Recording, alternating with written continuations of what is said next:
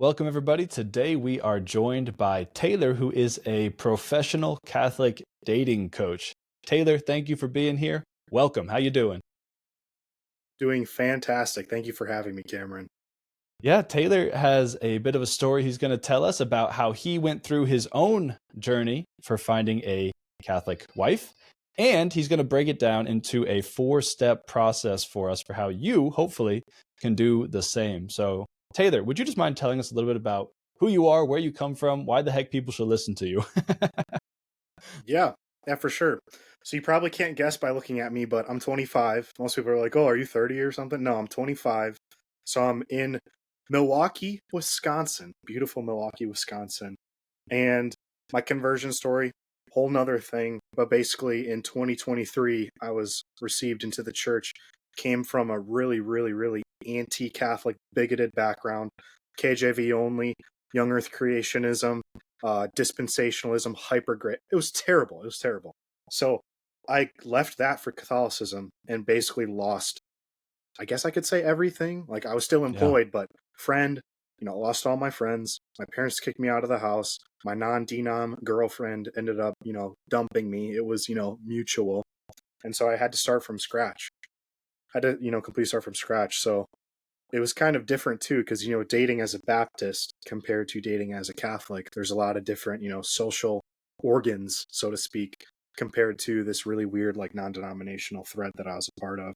And so it's my dating life sucked for a little bit, and I figured, like, well, I really want to get married to, a good Catholic woman, and so I got to figure this out. And I don't want to be one of those guys who starts having kids in his 40s, so I need to figure this out, today or, yesterday. I don't want to just drag this out over a long time horizon. So I started looking into social events, online dating, and Instagram. And using those three tools, I was able to start getting, I averaged about a date per week.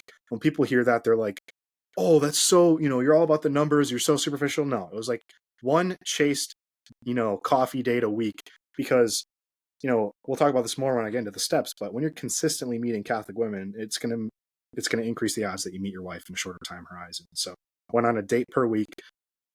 And so basically, in that year, it took me 1 year from July to June, and I met my now fiance, soon to be wife, in June of 2023 or whatever that was. So a year in the dating market. We're going to get married in June now. So we'll have been together for 2 years. And so I kind of figured out a process for myself. And some of my new Catholic friends were asking me, how do you do this? You're going on these, I do a date per year. How are you doing a date per week? So I helped two friends meet their now fiancés for free. And they said, "You should make a business out of this." And I said, "That's a great idea. Let's do this." So started the business, and it's been doing amazing ever since. It's really Yeah, fun I feel stuff. like that's a real struggle for a lot of guys is they don't know where to meet slash how to meet Catholic women. And then they don't know what to do once they've got a Catholic woman that they might be interested in, right? It's like I hear that complaint over and over again. Where are the Catholic women? Where are the Catholic women, right? So sounds like you've come up with a system. You've cracked the code here, maybe, to help us figure that. Well, not me, maybe, but help young men in my audience figure this out. So yeah, maybe you could just walk us through because 4 steps, the secret to unlimited dates. I mean, this sounds too good to be true. Come on, Taylor. What is it? What is it? Yeah, I'll get into it, but first, a little aside. So Cameron, like, your stuff, it's fantastic, but I what I've noticed is you tend more towards kind of like the spiritual side of things, or it's a little bit more biased towards the spiritual side. So I will say 100%, do not, like, don't be looking for a wife or going on dates with some sort of expectation of a relationship. If you are not, you need to be in a state of grace. You need to be making good enough money to where you can support a family, in the next 1 to 2 to 3 years, depending on how fast you want to start. You need to be physically fit, and you have to have, like, a goal and a mission. So ultimately, that's like the bedrock. This video, these 4 steps, they're not for guys who are constantly in a state of mortal sin, don't know their faith, are, working part-time at Quick Trip. Like, you need to be established in, it's pretty simple, health, wealth, and relationships. Your health needs to be great. You need to be stable financially, and then when it comes to relationships, your relationship with God has got to be amazing before you have a relationship with a wife. So is there anything you want to add to the prerequisites? No, that sounds great. Yeah, it's really important before you start to um, get into a relationship, you're setting yourself up for success. 100%. Yeah. And yeah, no, I don't have anything I want to add. I just, from my own experience, going into seminary was a large part of what prepared me for marriage, ironically enough. Just that detachment from created goods, the willingness not to be married if God had other plans for me was one of the things that really prepared me specifically for marriage. So yeah, 100% agree. Be ready to go before you start going. Yeah. Yeah, 100%.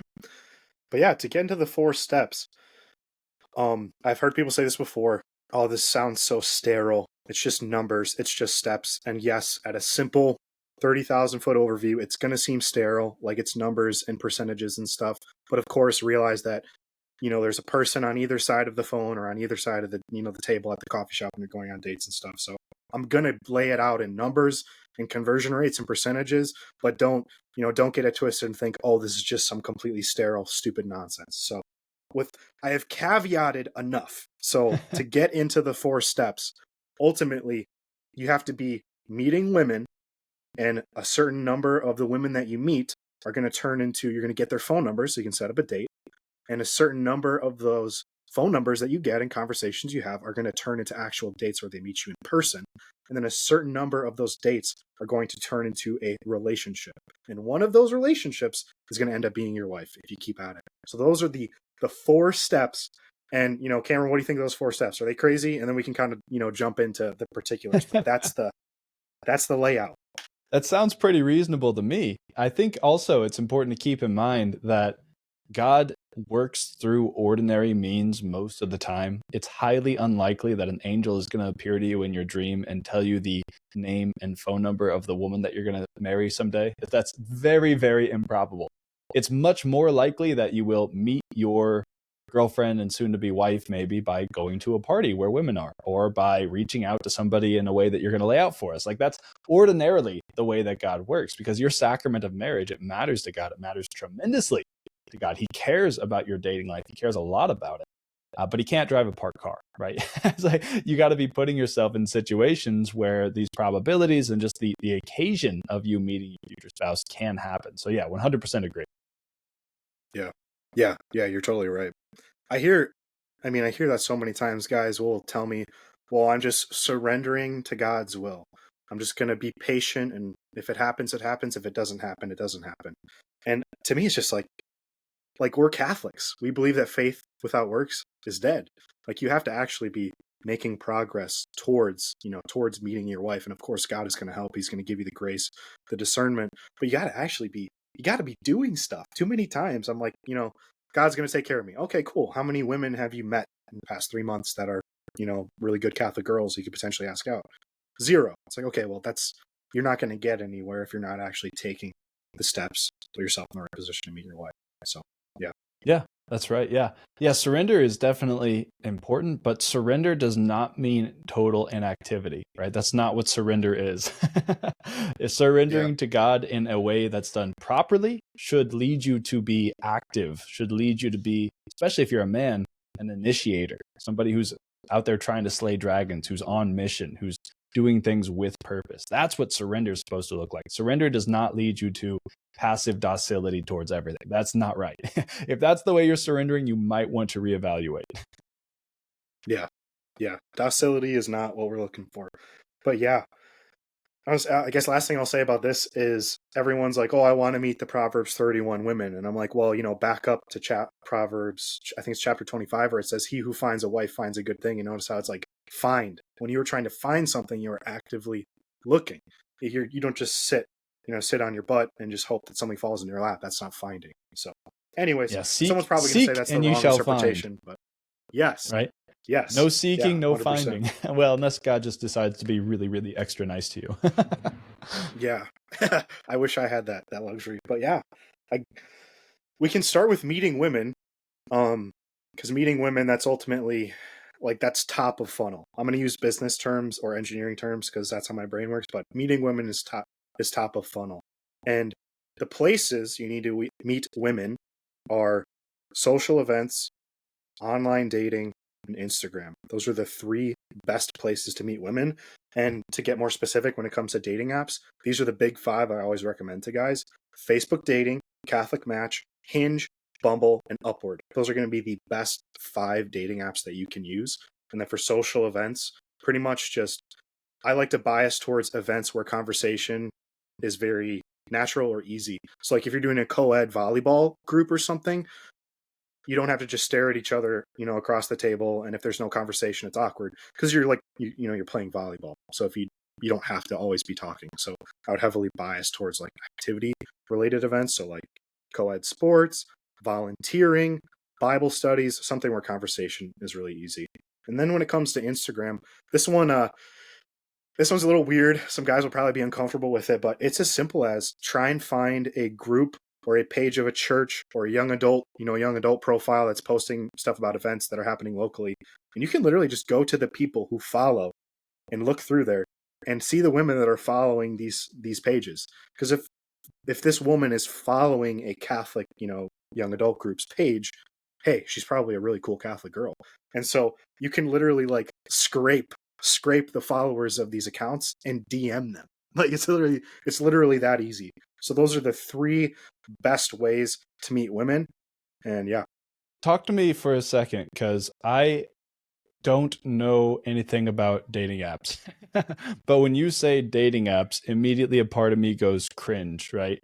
Immediately, like you say, what, Bumble and Hinge?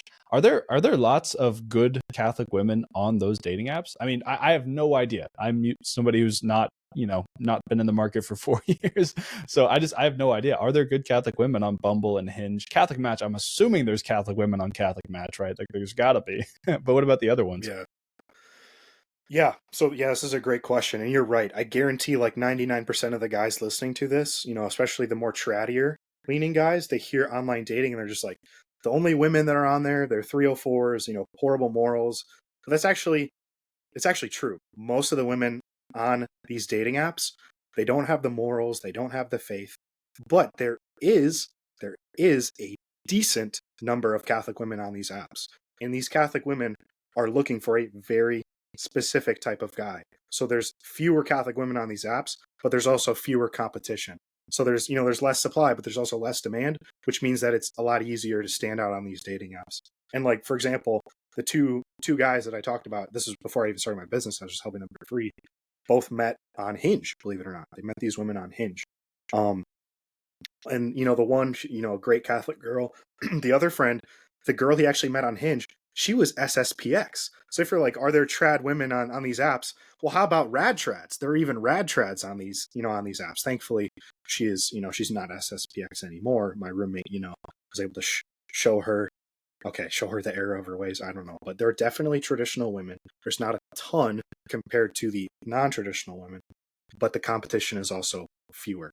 And I would actually say, I think that a strategy that only uses in-person methods is very, very, very truncated and not very efficient compared to a marriage of, pun intended, online strategies with in-person strategies. Because a lot of guys, what they tell me is, I tried to meet a woman at my parish, and either A, they were all taken, or not up to my standards, or number 3, there was an amazing girl, but I asked her out, and now she rejected me, and the friend group is just it's soured and it's kind of awkward now. And I got the reputation for, I can't ask out Susan when I asked out Sally last week and got rejected.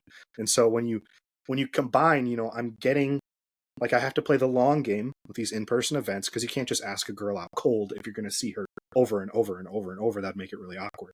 So I can kind of play the long game and build some relationships, some friendships in person without completely going cold. Because if you rely solely on in-person events, you're going to be getting like 2 to 3 dates per year, probably, if you're trying to play it safe.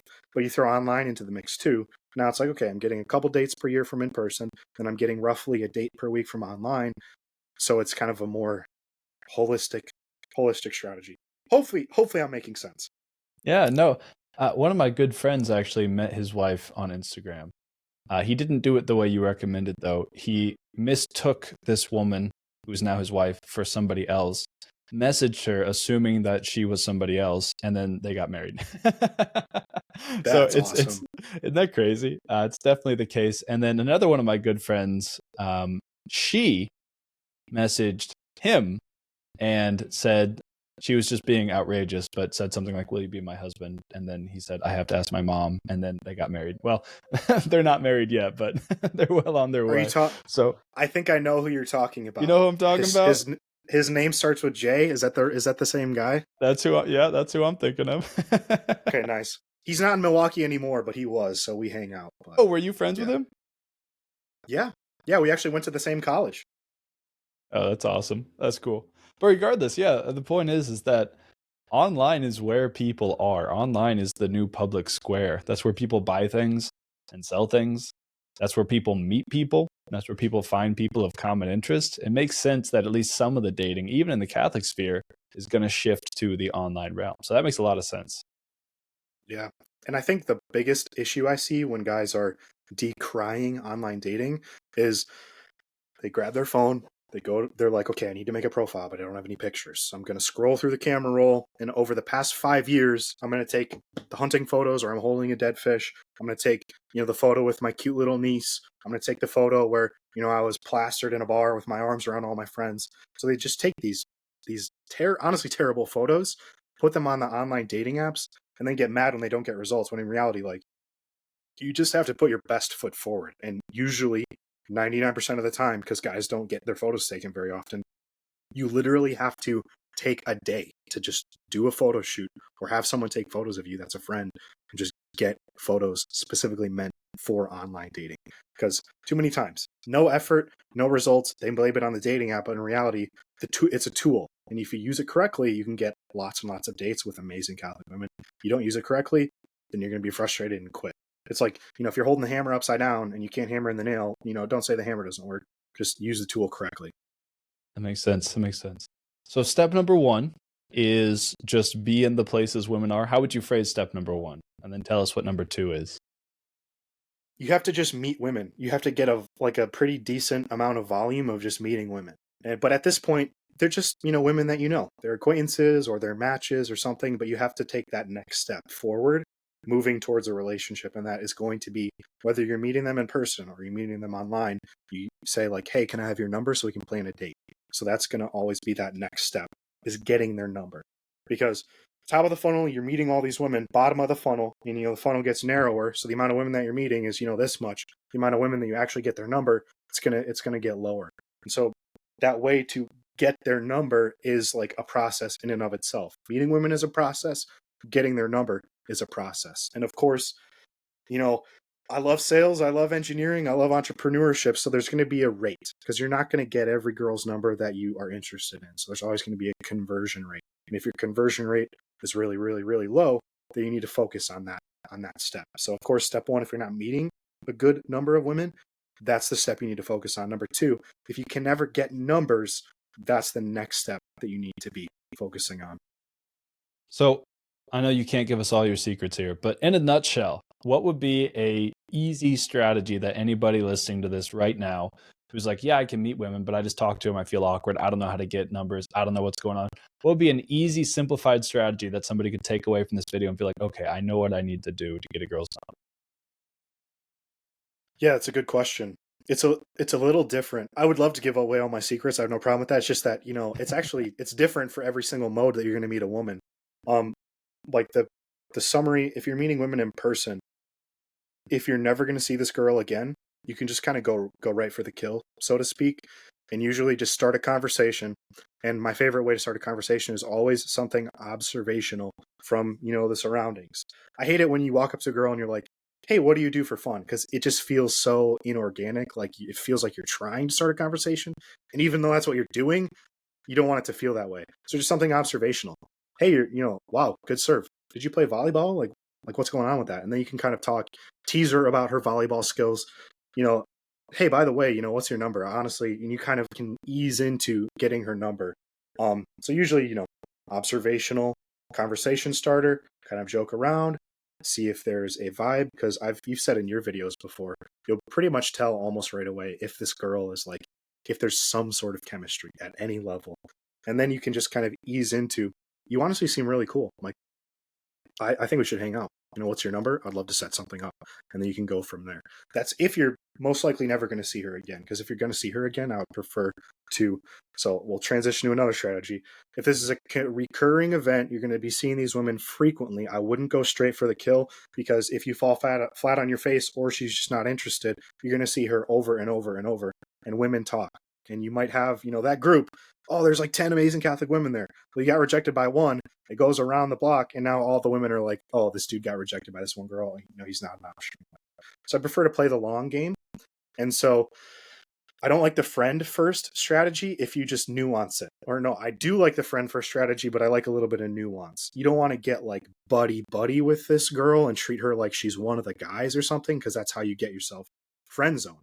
I like to treat it more of like the acquaintances first is the nuance that I would use. Don't get so buddy that you're acting like she's your girlfriend when she's not your girlfriend, but just talk to her a couple times, see her like 2 to 3 times. I remember I watched your dating podcast, The Illegal Advice, and you switched your wife out with her sister. I have a good memory. I know it's weird, but she said 2 to 3 times at a group is a pretty good number to kind of get a feel for if this girl is like worth asking out. That's perfect. See a girl 2 to 3 times, make a genuine connection 2 to 3 times. If it seems like she's interested, then ask her out. And it's pretty similar too. It's just like, hey, we've been getting along. I'd love to hang out outside of this. What's your number? I'll set something up. So pretty similar. And then in online dating, it's a little bit different. I like to have like a 4-step thing for online dating, but you pretty much send a fun opener. Don't send a, hey, what are you doing? How was your week? Send something fun. Just teaser. My favorite opener is to say cute, Catholic, and stylish, ... What's the catch? Just have a fun conversation. And then after you kind of have a little bit of rapport, maybe 3 to 4 messages back and forth, ask her, hey, by the way, what are you looking for on here? So it helps you get out of the rat race of just constantly like, bantering or having small talk. And she'll say, oh, I'm looking for, a long-term relationship or whatever. And at this stage, she'll say, what are you looking for? Hey, I'm looking for the same thing.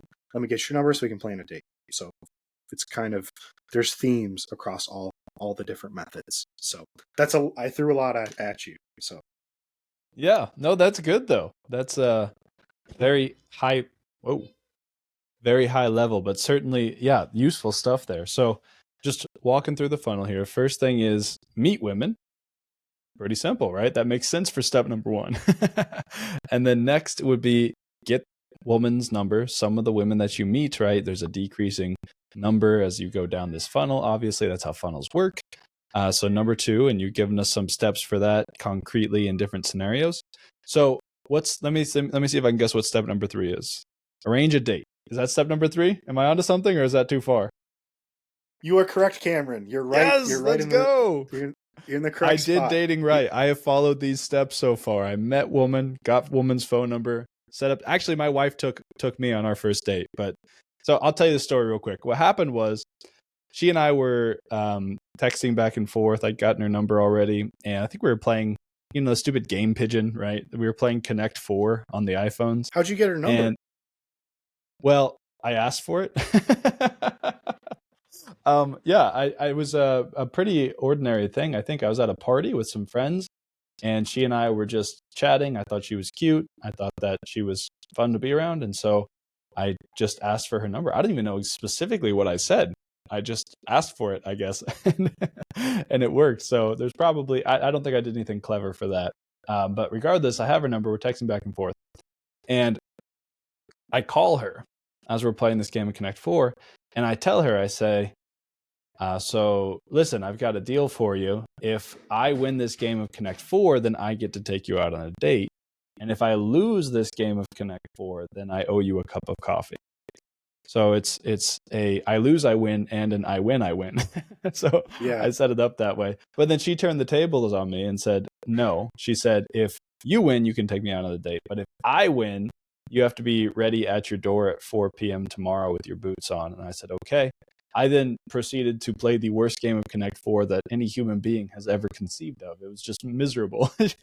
She absolutely cleaned the floor with me. I like to think I'm an averagely intelligent guy. I'm not a blockhead, but I played like a blockhead. I don't know. She thought I threw the game. I did not, but she thought I did. That's how badly I played. And so then, yeah, she picks me up at 4 p.m. We go and have a nice picnic in the mountains. We saw a rattlesnake that was kind of scary. And yeah, it was great. The rest is history. Yeah, that sounds amazing. You followed my process. No, I'm just joking. That's true. I mean, hey, if it ain't broke, don't fix it. So we got step number 1, meet the women. Step number 2, get the number. Step number 3, set up a date. How do you do that? What's a good? Do you recommend my strategy or no? I'd say so. Your strategy is actually very interesting because I could tell she was really into you. Because most of the time, like, at this state of at this phase, you're going to have some fall off because some women are going to ghost you, or they're going to set up a date but then not show up because they're sick, or, they have to give their cat a bath or something. And so, your process, I mean, it seems great. She was super into you. And yeah, I mean, I'd say pass with flying colors. But I'd say in general, in general, I think the biggest mistake that guys make when they get the number and stuff is they just text over, and like they just text for days, weeks, months, even sometimes.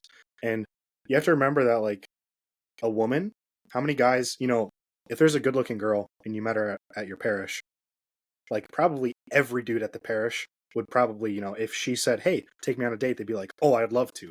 So there's, like, I hate to, it sounds so bad, but there's a big level of competition. And then if you met her online, these women, you're probably not going to believe it. I have sat down with my female Catholic friends and looked at their Catholic Match and looked at their Bumble and their Hinge. Do you want to guess how many matches daily the average, good looking Catholic girl gets? um, ten, between 5 and 10. So that's what most guys guess. Hundreds, literally hundreds. Like, I have a female friend who I would say is above average looking. She got 1,600 likes in a day on Bumble. And so there's a big, big, big, it sounds so bad, but undergirding this whole thing is the competition. So, you're texting for weeks, months before you meet this girl in person. Like, connection is so hard to build over text. It's just words, punctuation, and emojis. You need to actually, like, meet her in person so you can build a solid connection. I mean, like, I'd probably say if you get her number, try to see her in like the next 7 days. I'd say that's the ideal. If she has some reason that she can't and it's a legitimate reason, that's totally fine. But yeah, if you try to get to know her over text, you're gonna lose it. So you just need to get, a minimal facts approach with the texting, and then you can set up a date. So it's something as simple as, I always tell guys this is the best way to start a conversation. Send her a picture of something fun that you're doing. Did you go to a steak dinner? Send her a picture of a steak dinner. Did you go on a hike with your friends? Send a picture of the vantage point and just say, just did XYZ, super fun. What are you up to? And you can just kind of talk about, what you're each up to, get pretty comfortable. And then the next step is figuring out where this girl actually lives. By the way, I'm based out of Milwaukee. Where are you based out of? Oh, cool. Do some chit chat, some small talk about where she's from, where she is. And now at this point, you're like, okay, we've talked enough to where she's warmed up, and I'm actually, like talking to her as well. Now I know where she lives. I asked way back when, like, what type of relationship she's looking for. So I have all, the data that I need to kind of plan this date. And then from that point, you kind of, you've talked about the location. You can kind of think now, I'm here, she's here. What's something fun that's, kind of either halfway or closer to her? I would actually say it's better to go closer to her just as she's more comfortable, and just float the idea out there once there's a pretty good vibe. Just say, hey, there's this really, really cool, barbecue place in XYZ location. I've always wanted to go. I think you should come with. So that's kind of like a soft ask. Oh yeah, that'd be so cool. I'd love to go. Awesome. When are you free? Let's make it happen. Leave the door open for her to give her availability, and then, pick out a day, do the day and actually plan the date out. And of course, always take the lead. The only decision she should have to make is what to wear. That's the only decision she should have to make. And then just move forward and realize that some women are going to ghost you before you can plan the date. Some women are not going to show up even though you plan the date. And then a certain percentage are going to actually show up to the date with you. So that is the next step. Yeah, I think that's true for there's some wisdom in that for business, for dating, for basically anything. Is part of being able to be confident is being okay with being rejected some of the time and realizing that you could do everything perfectly. You could be the awesome, the Giga Chad, the whatever words you want to use. You could be the best guy on the planet, and still sometimes things don't work out. And being comfortable with that, being okay with that, being able to get up and keep going and not mull over it forever and ever. Same thing in business, same thing in sales, same thing in just life. Being okay with being rejected some of the time is a very valuable skill to have. So I think if nothing else, getting to this point and learning how to be rejected gracefully is such a valuable skill for the entire rest of your life. But yeah, those are just my thoughts. Maybe not super pertinent to dating, but it does definitely have to do with dating. Yeah, you're right. You're 100% right. And I think it's actually super relevant because, like I said, at each step of this funnel, you're going to have a significant drop off because not every woman's going to give you her number. Not every woman is going to want to go on a date with you. And so if you just have the mindset to where if she rejects me, that's okay. That's normal. I'm not going to quit. I'm going to keep going. And I'd also say, too, I actually like to frame it like rejection is a gift because this is a girl that for whatever reason is not compatible with you and you would not have had the best relationship. So the fact that she is rejecting you so you don't keep wasting time on her and can go spend time on the girl that's actually going to turn out to be your wife, it's actually a very, very, very good thing.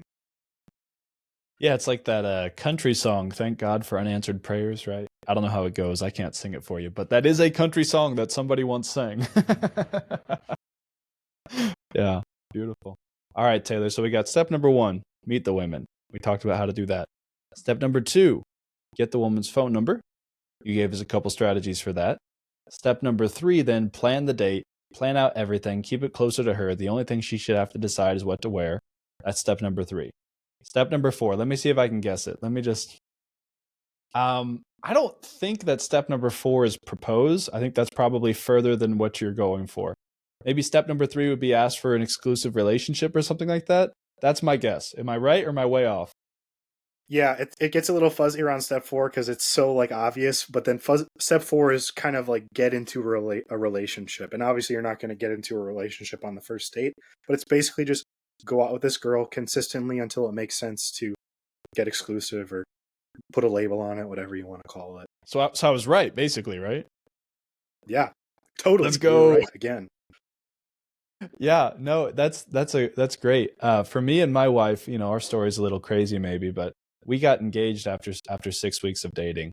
I just knew that she was the one. She and I were both at a point emotionally, maturity wise, financially. We were on a good enough. We weren't great, certainly, but we were on a good enough foothold where everything just made sense. And so 6 weeks for us was more than enough for us to know that this was the right decision. But yeah, so Yeah. talk us through maybe, and then maybe we could talk about how long engagement should be in your Well, opinion. first I'll ask a question. Was that your first serious relationship, or did you kind of have a couple of relationships in the past? No, I'd had some other relationships in the past before seminary, and then I was in seminary. I was like, well, marriage is definitely the vocation. It's just a matter of who now. And then I met her and it's like, Mhm. oh, this one. Yeah. I'd actually say it sounds crazy on paper, but if you had never ever gone on a date before or never had a serious relationship and you proposed to a girl after 6 weeks, I think that would be pretty alarming. But the fact that you had relationships in the past, you kind of knew what you wanted and you had the picture painted and then you met her and you're like, oh, this matches the picture. So I actually think that was, not bad at all. Yeah, I think if you know what you're looking for, 2 months is enough to discern generally if this is. I'm not saying you have to be engaged after 2 months, but after 2 months, you really ought to know if this relationship is going somewhere or not. Yeah. Yeah, 100%. I actually want my current fiance, soon to be wife. I said I love you after our second month, and I bought the ring month 6. So that's when you know what you want and you actually have the hard conversations and don't just talk about the weather every time you see each other, you can totally get engaged, fast, and it's not a problem. So, what is step 4 specifically? Give us a concrete example of what step 4 could actually look like. You've met the girl, you got her number, you asked her out on several dates, things are going well. So, what does step number 4 look like? Yeah, I would say most relationships, from strangers to actually married, you can kind of break it into 3 phases. And so I like to say kind of like phase 1 is the vibe check. Stage 2 is, the vision check. And stage 3 is the I don't know what to call this stage, the certainty stage. But step 1 is just figuring out do I genuinely enjoy spending time with this person? Are they a fun person to be around? Am I actually attracted to them? Because we'll need to make babies in the future. Step 2 is, do our visions align? Like, does she want the same things that I want? Does she want the same number of kids? Are we both, do we agree on our faith? Do we agree on the finances, the budgeting, and stuff like that? And then step 3 is like, okay, I'd say this is more like, how are we at solving problems? What is our relationship dynamic? There's just a couple things that it's kind of hard to figure out, just on dates. Like, you got to live you don't have to, but it helps to live a little bit of life. And, if you had like a really bad argument and you saw like, hey, she's emotionally stable, she helps me to be emotionally stable, we were able to figure it out. Okay, that's proof of concept that once we actually, get engaged or, get married or start having kids, after that, like, hey, this is actually going to work out. So those are kind of the phases. And it's really simple. Like, I would just say like roughly a date per week is pretty solid. And, texting, the problem is like, don't treat her like she's a celebrity. You're texting her every day, 2-second response time. Like, just play it cool, play it nonchalant, see her once a week. Don't be overbearing. Don't smother her. And then controversial opinion. So I'm all about the man taking the lead and being masculine, but I would actually wait for the girl to bring up being exclusive. And here's why. If you get that timing wrong, usually it ends the relationship right then and there. If you get that timing right, it's amazing. It's beautiful. The relationship keeps going full steam ahead. You don't know what the perfect time is. She does. And so wait for her to hint at it or bring it up. And then your timing is going to be perfect every time. Like what happened with my fiance, she brought up like, I never make it official until a guy meets my family. And, our relationship, she said something about like our relationship is moving a little slower than she hoped or something. And then she actually arranged for me to meet her parents. And at that point I was like, okay, I've wanted to make her my girlfriend for like a couple weeks now. This is the green flag that I need. So then I made it official. Like, I still took the lead to make it official, but the timing depended more on her. But yeah, and you just keep going out once a week. Is a pretty healthy cadence. Make sure you're having the hard conversations of what your life is going to look like together. Where you're going to live? Is she going to work? Is she not going to work? And have that vision kind of agreed upon, and then just kind of wait it out to see, like, do we genuinely have good problem solving capabilities? So that's the final step. Wow, that's the final step. It's so simple, but it's so helpful to have it laid out step by step, kind of systematically like that. Yeah, I'm sure there's a lot of guys that'll be watching this that are wondering, where can I learn more? How can I get in contact with this Taylor guy? I want to work with him. Where would you tell people to go if they wanted to get a hold of you? I'd say go to either my YouTube or my Instagram. My username, on the right here, Trad Chat. So go to real Trad Chat on Instagram or YouTube, and we can talk. I got free stuff too. If you don't want to work with, inside my program, that's okay. I got a lot of free stuff as well. Awesome. Beautiful. Well, thank you so much, Taylor, for coming on. This has been super, super helpful for a lot of guys. I'll put the links to all of Taylor's stuff in the description. You can go check out his Instagram, check out all the free content he's got. And if you want to, definitely work with him. So we're going to sign off here. God bless you, everybody. Have a great day.